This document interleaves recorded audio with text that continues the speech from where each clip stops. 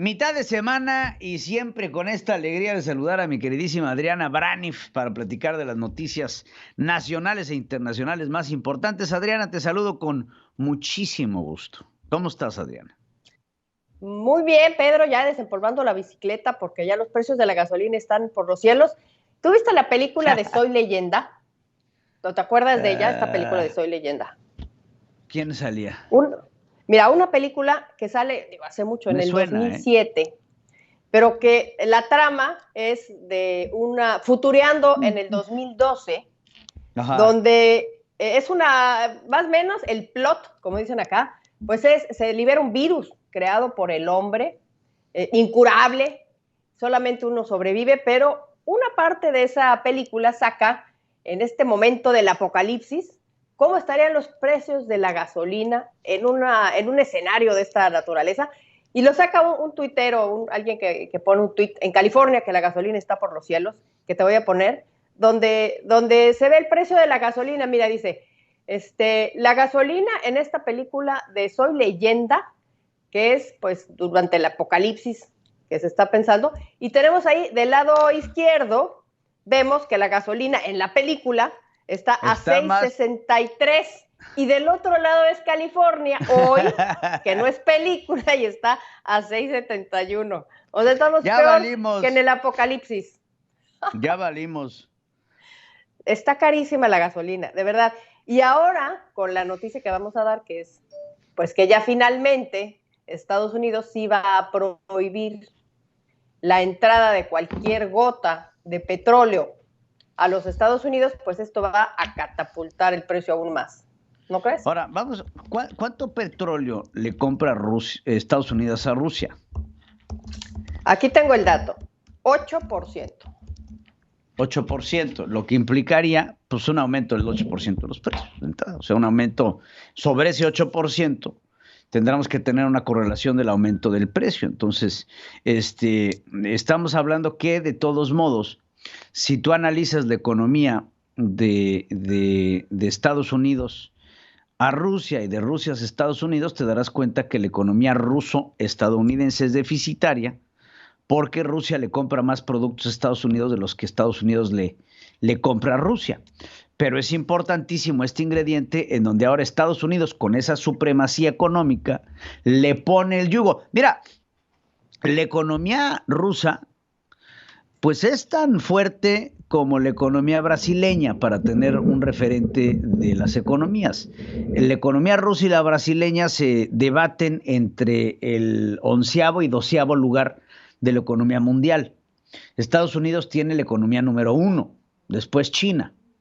Entonces, pues creo que esto es importante para ahora también dar la siguiente información, que es lo que está haciendo Rusia para fortalecer su rublo, porque vemos una depreciación importantísima de la moneda rusa. Vemos un presidente de Rusia, Vladimir Putin, que ya acusa directamente a los Estados Unidos de declararle la guerra económica a Rusia, y con esto ya Rusia está utilizando la palabra guerra de entrada. De seguida, le prohíbe a los bancos y a los ciudadanos adquirir moneda extranjera, previendo así que toda la moneda extranjera que tenga Rusia dentro de sus arcas se quede ahí para poder fortalecer su propia moneda, que tendrá ya un valor papel de cero. ¿Por qué? Porque Rusia ha sido afectado por muchos frentes en donde se darán cuenta de que su moneda, el rublo, pues ya no sirve. Entonces, no va a ser lo mismo. Entonces, ahora Rusia es sacado del sistema de transferencia SWIFT, es vetado de venderle petróleo a los Estados Unidos, y esto será replicado por los aliados estadounidenses, en donde Rusia empezará a tener un choke, un ahorcamiento económico por parte del mundo, y esto ameritará que para Rusia esta guerra declarada económica se pueda convertir en un enfrentamiento cuerpo a cuerpo con estos países que le han declarado la guerra económica a este país ruso. Entonces, va a haber muchas cosas alrededor. Me llama la atención también que ya empieza a circular a través de las redes sociales y cierta información la posibilidad de que Ucrania sea aceptada en la Organización del Tratado Atlántico Norte, en la famosa NATO. Entonces, si entra a la OTAN, Ucrania, y con un apoyo que ya se ve por parte de los norteamericanos de 13,600 millones de dólares para apoyar a Ucrania y a sus aliados, pues podría ser esto el principio de un conflicto mucho mayor en contra del mundo, en contra de Rusia. Híjole, ahora sí que te fuiste corriendo a este tema de la OTAN. Yo quisiera regresar un poquito al tema de lo que ya es ahorita, lo que sí se dio, que fue esta prohibición del petróleo que entra a los Estados Unidos. La pregunta que nos hacemos es si es el 8% lo que Estados Unidos le compra a Rusia de petróleo, ¿qué tanto le puede afectar a los Estados Unidos? Y bueno, desde el punto de vista económico es poco, si lo vemos así, es poco. Estamos hablando de que en el 2021 le compró 245 millones de barriles, pero bueno, Estados Unidos podría adquirir ese petróleo de otra parte, que también lo podemos hablar, pero ¿cuál es la jugada de Estados Unidos con esto? Bueno, la jugada, en principio, decir que Estados Unidos no va a financiar la guerra rusa, pues ya es un statement, algo que es muy pegador, ¿no? Mediáticamente hablando. Y también, pues es una medida de presión para que los países europeos hagan lo mismo que está haciendo Estados Unidos, que Gran Bretaña ya dijo que lo va a hacer, pero paulatinamente hasta finales de año. Los demás no lo pueden hacer porque toda Europa, como dice Olaf Scholz, el canciller alemán, pues dependen enteramente del gas ruso y no tienen manera a corto plazo de obtenerlo de otra parte. Pero sí es una presión ¿Pero que cómo se lo hace van a por obtener parte si de no lo Estados pueden Unidos. pagar? ¿Mandé? ¿Cómo lo van a obtener los europeos si no lo pueden pagar por medio de una transacción bancaria? Sí, no hay manera. No hay manera que lo puedan obtener de otra parte que no sea Rusia. De Rusia bien, lo pueden obtener y lo van a seguir obteniendo. Pagan? Entonces, ahí sí. Pero ¿cómo se bueno, lo pagan? Estados Unidos lo presiona. Pero Adriana, ¿cómo lo pagan? Vamos a suponer que España, Italia, Francia, Gran Bretaña, Alemania le compren gas a Rusia. Órale. ¿Y cómo se lo pagan? Si no tienen un sistema de transferencia SWIFT. Sí, ahí es un ¿Cómo todo, van pero a hacer la transacción? lo siguen obteniendo.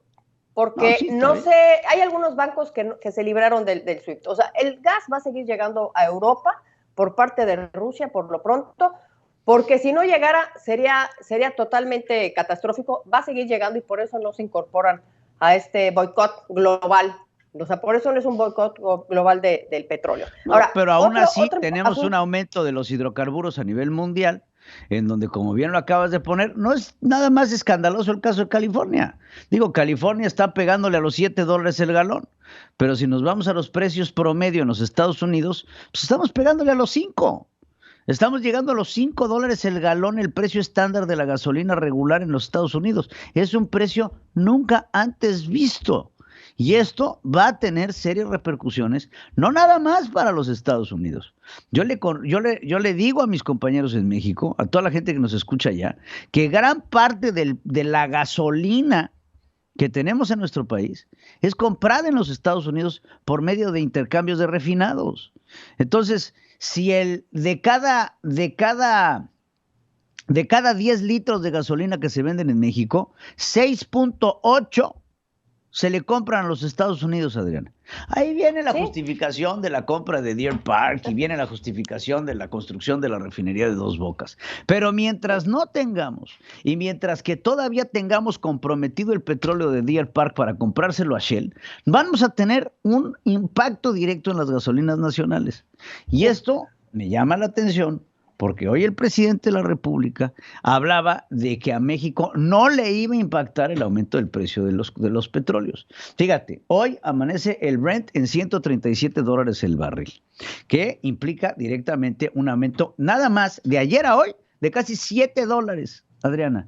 ¿Qué podemos esperar si todo esto que estamos hablando en términos de Rusia y de geopolítica internacional, la entrada de Ucrania, posible o no, nada más con el asunto de la especulación de poder entrar a la OTAN, estos precios del barril van a aumentar estrepitosamente en 2 a 3 semanas? Sí. El presidente de la República hoy le pegan la pregunta y le dicen, ¿nos va a aumentar esto a los mexicanos? Y por ahí tenemos la respuesta que tiene el presidente de la República. A ver, escuchemos. A ver.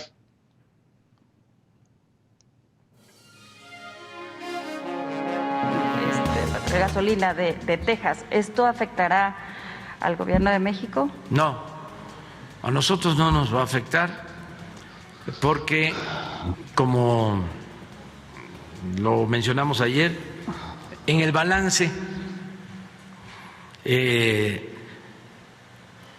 tenemos un saldo positivo.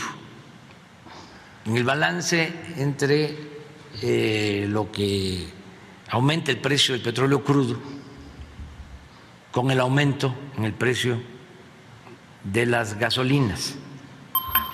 ¿Cuál balance? Suena como cuando decía que había que hacer un hoyo en el piso, ¿no? Pero sí, es bien fácil sacar petróleo, nada más haces un hoyo y sale.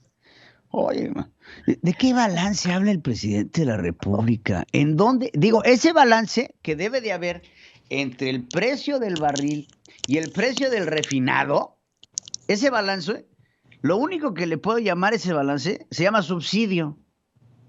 Porque si no, no hay balance. No va a haber ninguna lógica en donde tengas un precio por barril en los cielos y un precio de los hidrocarburos refinados producto de ese barril más barato. No, pero, o sea, es que fíjate, el proceso de AVE va a tener un costo. Por supuesto que nos va a afectar. Hace un mes el precio del barril estaba a 90, hoy está a 130. Si llega a 200, esto va a ser una recesión mundial. Adriana. Y no me digas que México va a ser inmune a una recesión mundial. No podrá ser de esa manera. Y bueno, definitivamente esto que está diciendo el presidente no es posible. Algo te iba a decir con respecto a esto que se me pasó hace rato. México, dice el presidente que México pues tiene petróleo afortunadamente. Ahora, yo me pregunto, regreso al tema que estábamos hablando hace rato. Estados Unidos va a comprar ese 8% faltante que no le va a comprar a Rusia de algún lado. Ahora, ¿por qué no se lo compra a México? Porque México no puede tener esta capacidad de refinar esa cantidad de petróleo y venderse al Estados Unidos. Sería un hitazo que nosotros pudiéramos proveer de petróleo, del petróleo faltante ruso a Estados Unidos, pero no es así. ¿A quién volteó a ver? A su ex. Volteó a ver a Venezuela. Y se estaría cocinando ahí una compra o volver a hacer comercio entre Estados Unidos y Venezuela. Aquí tienes algo importantísimo. A ver, una cosa es voltear a ver a Venezuela, que se me hace no solamente lógico y que no le sea ajeno al auditorio. Estados Unidos le adquiere a Venezuela enormes cantidades de petróleo. ¿Por qué? Porque son regalados. No se te olvide que muchas gasolineras en los Estados Unidos son venezolanas, ¿eh? Hay gasolina en Venezuela, pero hay gasolina. Ahí sí difiero contigo. No, pero espera, déjame acabar de explicar porque todavía no hay definición. Con Venezuela se tiene un programa de intercambio.